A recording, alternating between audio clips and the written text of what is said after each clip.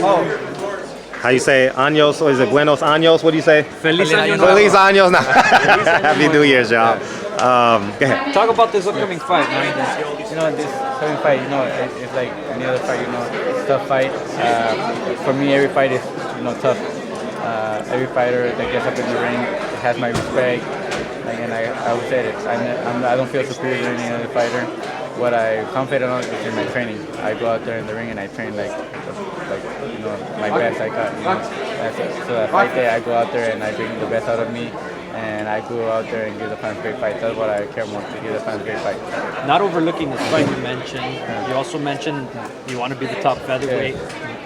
Tell us more about the 126 division. You mentioned Warrington, there's Russell, there's you, there's Valdez, there's even the Frampton. Of course, yeah. You have a lot of options, right? Yeah, there's a lot of options right at the table. Like I said, that's why I want to get past this fight, hopefully get the win. And I want to clear the division. I want to be the king in 126. And to do that, I had to beat Gary Russell, Oscar Valdez, Josh Warrington, that you beat Carl Frampton, any of those fights. But if those fights don't happen, and you can't make them happen, I want to move to 130 and look for another title at 130. Realistically, I mean, I probably see you probably fighting either Russell or Warrington. Yeah, me too. That's why I think I already been told that I was gonna, if I get past this fight, I was gonna fight against any of those champions, either Russell or Warrington. I'm gonna get 3 fights this 2019. That's what I was told, and it was gonna be a unification. Has you and Gary Russell ever been in negotiations? I don't know. That's true. I've been asking for that fight. I said I won the fight. But I don't know if it's been negotiations or if there's been talks, but it's been I've been asking for that fight. I've been saying that I won that fight, and I'm pretty sure it's gonna happen in 2019. What was your impression of the Warrington-Frampton fight? I was surprised. I was impressed. With Warrington.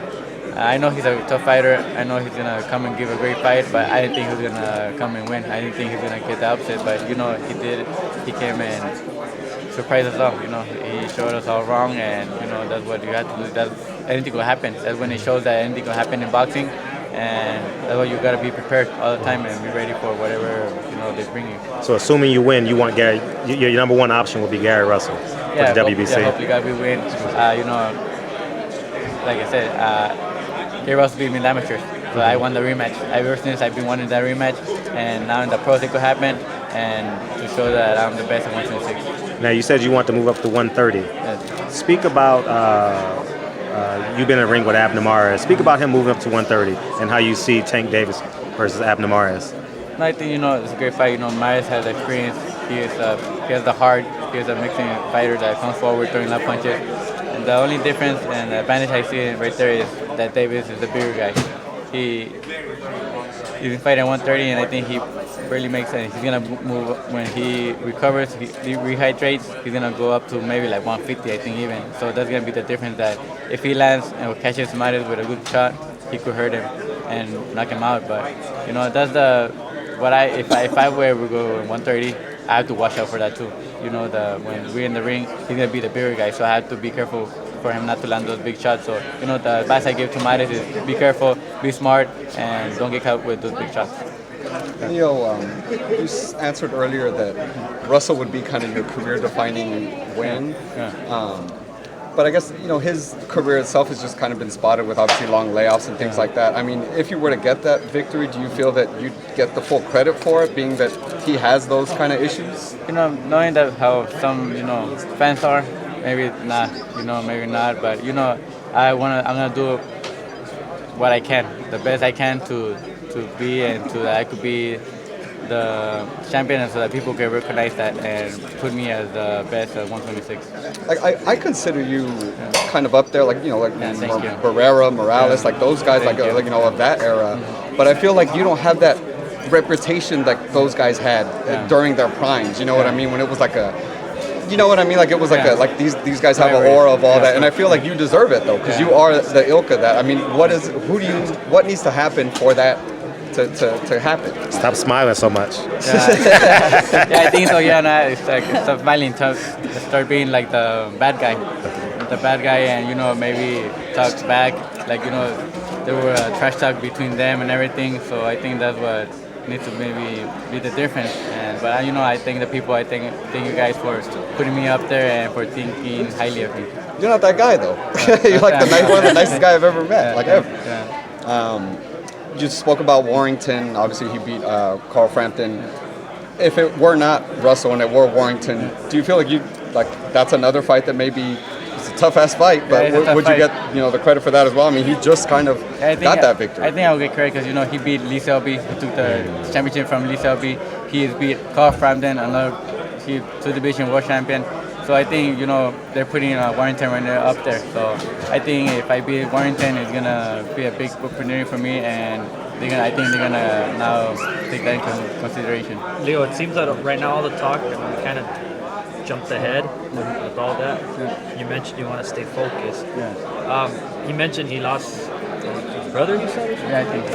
And the biggest upset in boxing, obviously, you had Buster Douglas, who lost his mother going into that fight, and he pulled the upset. Does that make him, dangerous? Does that make you say, I need to take this guy more serious because he has nothing to lose?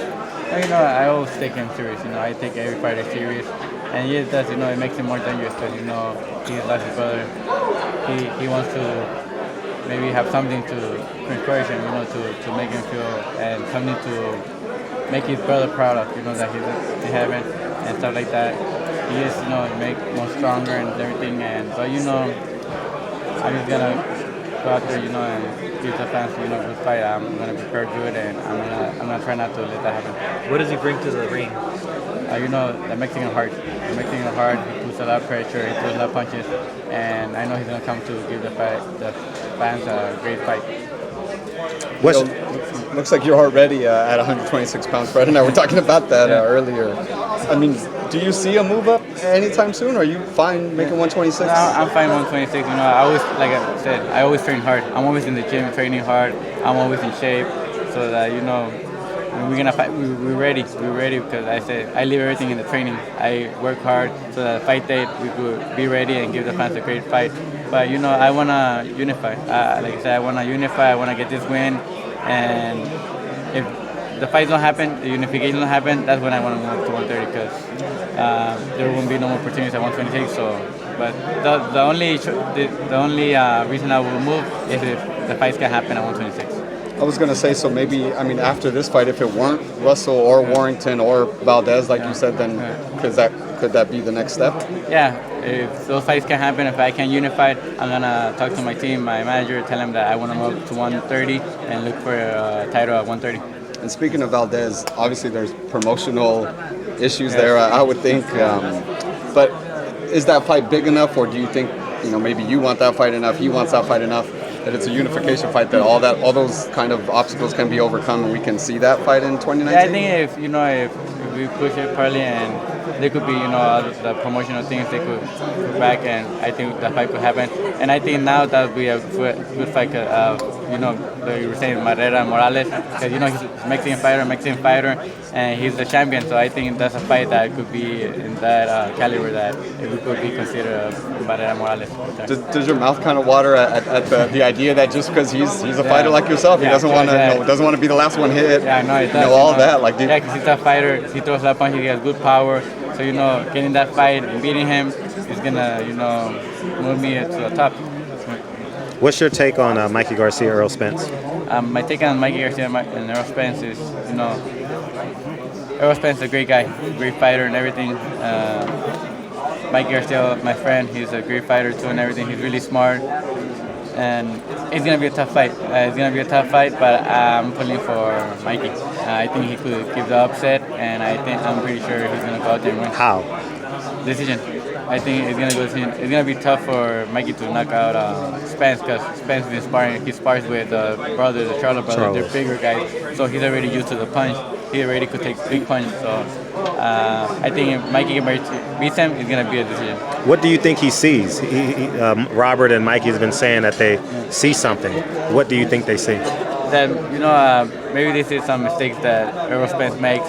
That he's still kind of maybe not that experienced. He's still learning, and I think those mistakes that they're gonna take advantage of that. And Mikey is a smart fighter. He's really skillful. He knows how to fight you, And I heard that people when they see him fight, they say, "Oh, Mikey, he looks easy," but once you get up in the ring with him, it's totally different.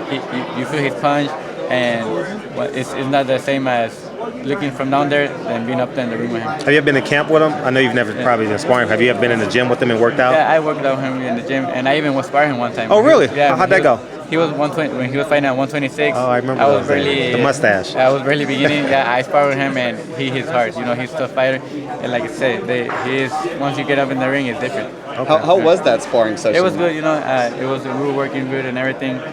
It went good. When people talk about his power, everyone kind of mentions that. Yeah. Everybody. I mean, is that yeah, real? That is real. Yeah, he barely touch you and you can feel it. Yeah. He doesn't waste punches either. No, he doesn't. He knows when to land them. He knows perfectly timing and stuff like that, and that's what he got. That's why he's so good. I know you said how and you answered saying decision. You see Garcia beat it by decision, but I guess how in the ring? Like, what does he have to do to Spence to get the decision? He has to be really smart. Be smart, do what he does. Box really good and everything, and not get caught with those big shots. Because Spence is a bigger guy, so if he lands a good shot, maybe he could hurt him. But Mikey is smart. He's not gonna let him get caught with those big shots, and he's gonna know what to do to not get hurt by Spence.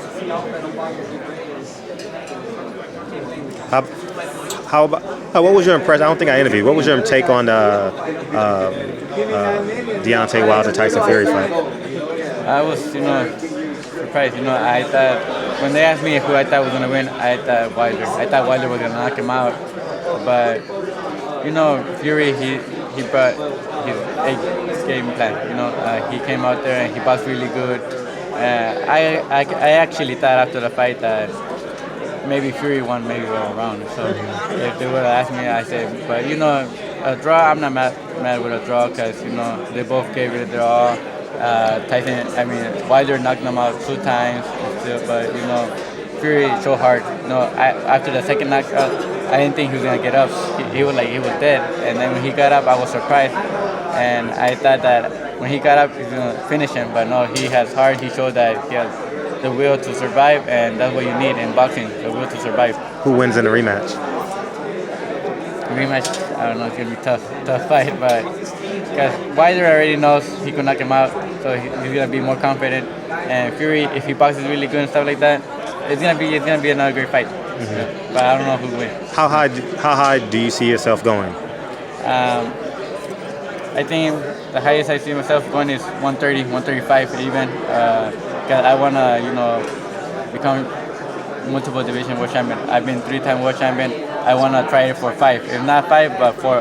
4 at least. I wanna try for 4. 4 division. Yeah, 4 division world champion. What's your take on Lomachenko?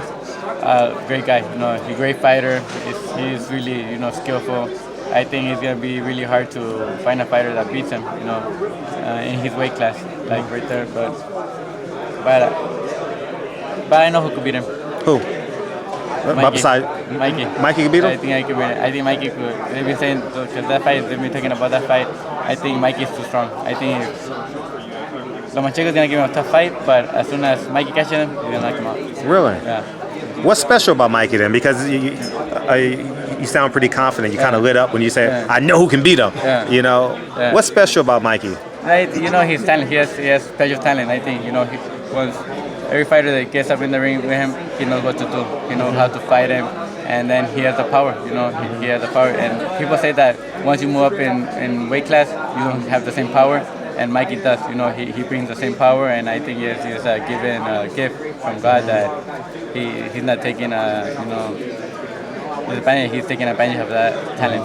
What's some of the things you and your dad talk about in private that we don't know about?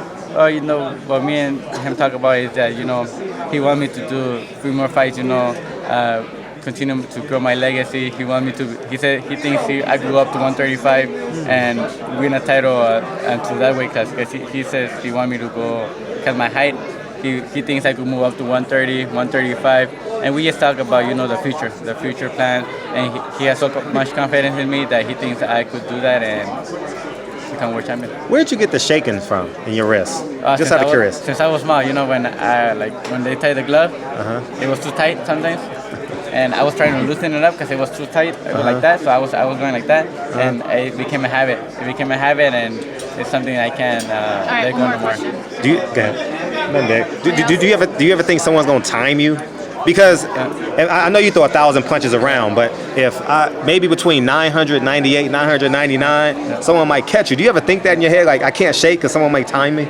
Yeah, no, I do. I think about that and stuff, and I try to not do it, but it's just something that is too hard to take away. It's like a habit you have. Like Michael Jordan with his tongue, right? Yeah, of course, yeah.